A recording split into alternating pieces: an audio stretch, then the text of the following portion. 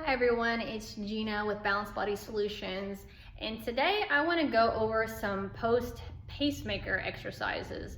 I just recently got my fun little pacemaker here, and I am almost 2 weeks out.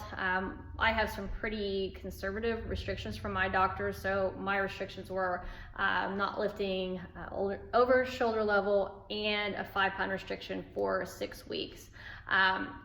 From what I found, it is one extreme to the other. There's not a real standardized post precautions, but obviously you want to follow what your doctor's precautions are.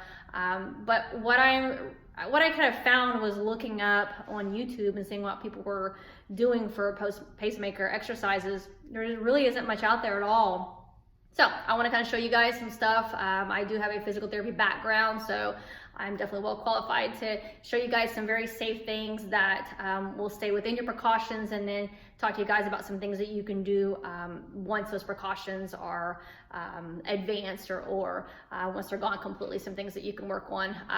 Me personally, I actually had a lot of trouble with some pain with my pacemaker, apparently a little more than the average person. My doctor said it was because of the fact that I am active and young, and my tissue's a lot different, and it was having more muscle was a bit of an issue apparently. So being in shape kind of was not the best thing in this situation. So that being said, I was restricted by my own muscle restrictions beyond the restrictions that I had. I couldn't even get my arm to shoulder level if I wanted to. Like the first week, it was pretty awful. So going into the second week, as things got better, I started moving it, and it just was a huge difference as far as the impact it made on me and the pain. The next day after I kind of went full force and pushed it and moved it and worked it, it felt way better. And that's honestly what I can tell you with most soft tissue, whether it's post shoulder surgery or whatever, in patients in the past, and seeing how they respond. Sometimes they'd be uncomfortable at the time, but in the long run, it can really make a difference and make it feel better. So I want to show you guys a few things that I did that, again, will kind of follow some precautions that you might have, but just start working through it and moving, and I promise it's definitely going to get better. So I do have a little 2-pound weight here. Obviously I could use up to 5 pounds even at this point if I wanted to, but I'm just going to show you guys with something light. And you can also do all of these without any weight whatsoever. So at the very beginning, if you don't want to use weight, you're going to simply work on starting with the arm here at your side, and you're going to work on reaching upward as far as you can. Probably the first few days, I would have been lucky to get about right here. But now, luckily, I'm doing pretty good, so I can get all the way up. So this would be one that you can work on. If you're doing pretty well with your movement and pain, then you could add that weight to it as well. Another one that you can work on is, again, if you're really struggling like I was, I started doing some assisted range of motion. So using my other arm to take that arm to that shoulder level. And then once you guys are getting out of your restrictions, you can obviously work on getting it to go a bit more overhead as well. So that way you wouldn't use a weight, obviously. Also, external rotation. This is one that I'm still struggling with because this directly stretches the pec muscle where the pacemaker is. So you can start with this one at your side and just work on rolling it out. I do pretty well here now, but as soon as I start to get up here, I actually am struggling with what's called shoulder abduction. When I get here, it gets real tight, and then when I take it back, that's as far as we're gonna get. Like, I'm really still struggling here, but I'm still working through it, and I'm sure I'll eventually get there. So this is a good position for you guys to work in. Reaching across the body, another one that kind of pinches for me where that pacemaker is placed, but I can also use my other arm to assist some cross body work.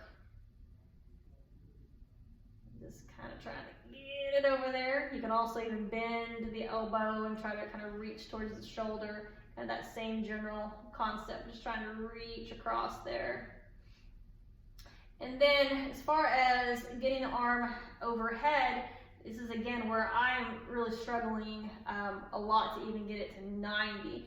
But I think you guys will probably find some restrictions here too, just based on where the pacemaker is. But then obviously you'll slowly work on getting it above that shoulder level as well.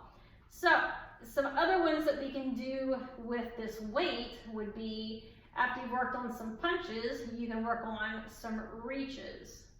Really trying to reach and use that shoulder blade to do the movement, because believe me, your shoulder blade, especially if you've been in a sling for a few days, is going to start to get a bit tight. So we want to get that shoulder blade really moving by doing some reaching activities, such as this. Just really reach up and punch. We can also work through some skull crushers, work that tricep a little bit. So all of these so far, none of them are going overhead, and whether you're using a 2 pound, 0 pounds, or 5 pounds, for most people that's going to be well within your restrictions. Again, for some people I'm seeing 10 pounds and over for the restrictions, so this would definitely not be outside of those restrictions. So working on some skull crushers there. So as far as lying down ones, that pretty well covers what I've been working on lying down. But then we can also work on some standing or sitting bicep curls, also well within your restrictions. So a pretty easy one to work on here. This one doesn't cause too much pain.